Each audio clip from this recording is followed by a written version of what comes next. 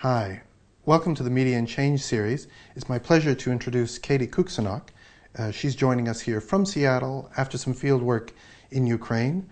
She's here for several weeks in Budapest to write up some of the results of her field work. Welcome, Katie. Thank you, Phil. So tell us about your adventures. You were there for 6 weeks. Yes. And you went to several cities, and your field work was difficult, right?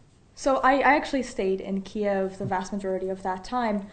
And I primarily spent the first 4 weeks, doing observation and just sort of casual participation in Maidan events. So Maidan just means square. So when we talk about Euromaidan, we refer to the events and the situation that occurred around Kiev's Independence Square.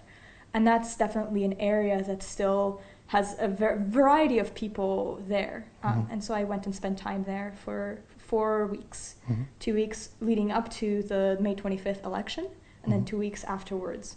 So this involved various demonstrations and events leading up to the election and sort of debriefing from it. And after that, I spent 2 weeks interviewing people. Right.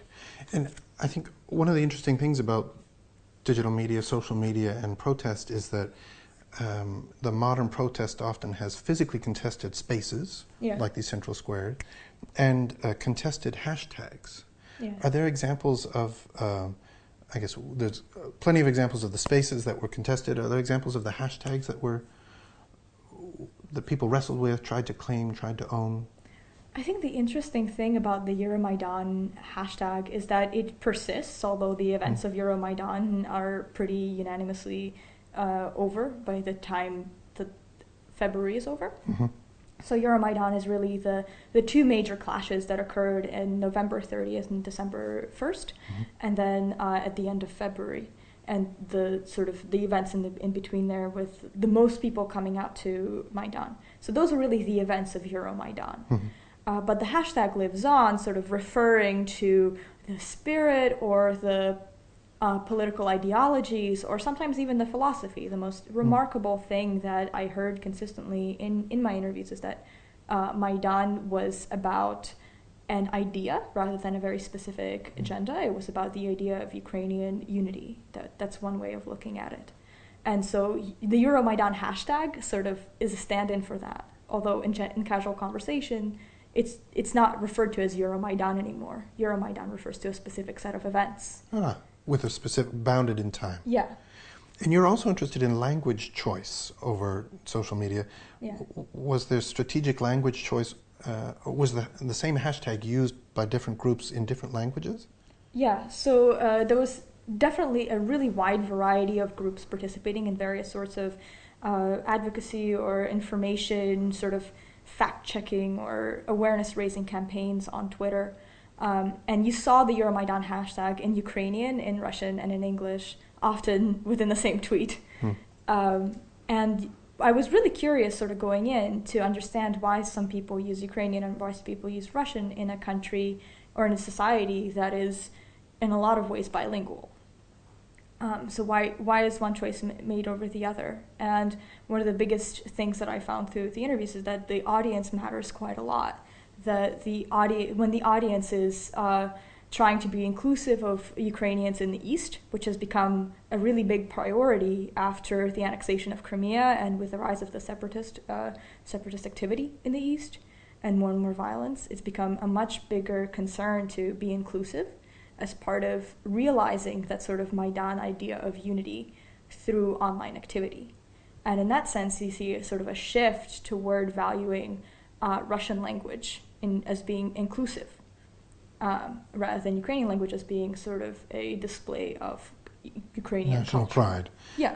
Okay, so I think you're saying, tell me if I'm wrong, I think you're saying that the proud Ukrainians from the West were trying to use social media to reach out to those in the East who, for the most part, would be using Russian over social media. Yeah, because sort of the ethno-linguistic and historical situation of Ukraine's many regions, the regionality of Ukraine is a subject of great scholarly work, and there's really massive differences in language and ethnicity and culture and history among the 8 different regions, which can be sometimes reduced to East and West. And so, yes, the people that I spoke to from West originally, or currently in the West, or in the center in Kiev, would purposely use Russian in online spaces that are occupied by Russian speakers from the east of Ukraine or from Russia, in order to connect to them and in order to be inclusive. Yeah. Right. And so there was definitely comments that I heard people tell me that, yes, it is very nice to see Ukrainian music and Ukrainian pop bands and various young people engaging in political discussion in Ukrainian. That's really exciting because that's not something you would have seen, especially in the center, until rather recently. But nevertheless, it is really important to be able to be inclusive of the people in the East who are not necessarily bilingual. There's a huge monolingual Russian population there. Got it. So does that mean that the people in the East reciprocated a little bit, or were they mostly engaging culturally and politically through Russian on social media? The people that I spoke to from the East were, some of them spoke Russian, some of them spoke Ukrainian. They were really excited to be able to speak Ukrainian and to see how much Ukrainian there was. And there's this excitement associated with seeing more Ukrainian in Central and Eastern regions because it was rare. And this idea of like, wow, we came to our regional Maidan, because there were regional Maidans in other cities. Like there was the Kharkiv Maidan and the Odessa Maidan. And so people that I spoke to from the Kharkiv Maidan were excited about all the Ukrainian that they were hearing, all that language that they would normally hear in such quantities. They didn't realize there were so many Ukrainian pride elements in their city, and they were excited about that. So yeah, that there was sort of like people in the center and the West starting to use more Russian, but people in the East also using Ukrainian. Also using Ukrainian. Yeah. And was there any sign of bot activity, bots designed to choke off conversations? Or, yeah. So I mostly focus on like, in interviews I asked people how they made the decision to choose one language over another, and how online discussions evolved on different media that they were using and so on. And I did ask about things like trolling and bots and so on, and that wasn't really something that most people had experience with, actually. Many had noticed some trolling activity, some sort of abusive comments, and at that point basically left that space. So there was a couple of different social media platforms available. Sort of the two big ones are Facebook and Vkontakte. Vkontakte is Russian Facebook, essentially. And it's seen as being more for entertainment, but also more Russian speaking. And so some people who saw some sort of really unproductive discourse happening, sometimes as a result of purposeful trolling, or sometimes as a result of just people being argumentative on the internet, they just left and went to Facebook, which was unanimously described as a more civil, progressive environment where you were able to connect with people and to have a discussion or change some people's minds. So Facebook was more civil even for engaging with people who would disagree with you?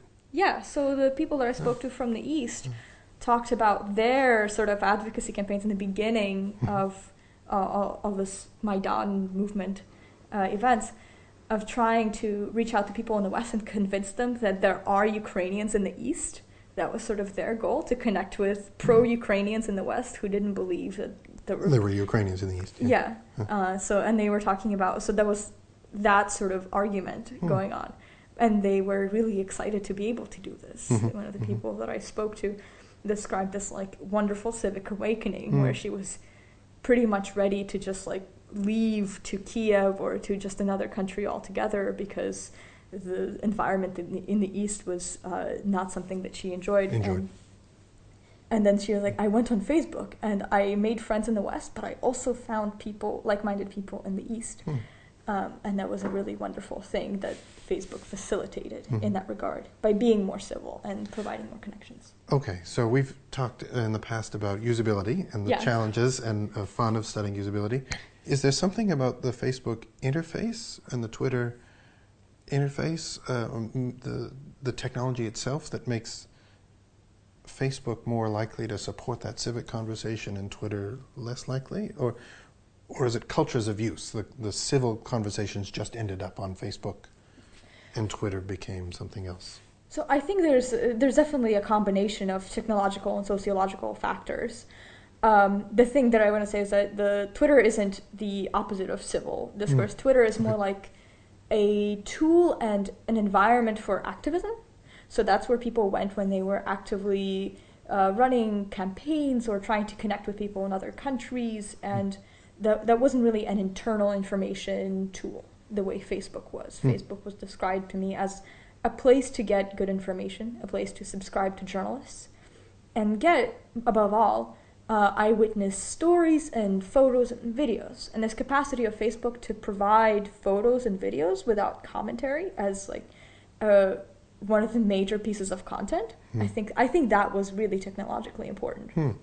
I think if Twitter focused more on sort of displaying and showcasing photographs, sort of visual, language neutral, so to speak, media, so things that were not necessarily had any commentary, just something you can see what is happening.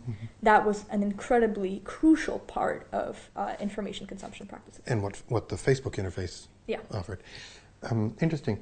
Could you say something? Maybe the last topic I'd love to discuss with you is the involvement of Ukrainians from outside the Ukraine, or Russians outside of the country. Could locals distinguish between what Ukrainian Canadians were contributing?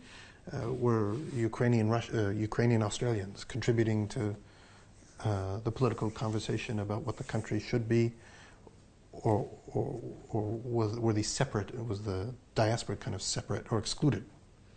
I didn't really see as much overlap in conversation about local groups and diaspora involvement. So I think that they were actually pretty separate.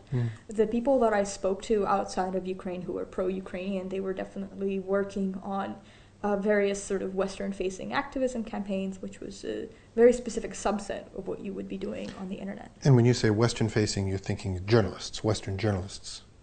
Or people who are doing journalistic activities online who are not necessarily journalists, who are trying to document and explain to the West what is happening in Ukraine, and the West in the broader sense. There's a goal of explaining what's happening to the EU, because a big part of this is to become part of the EU.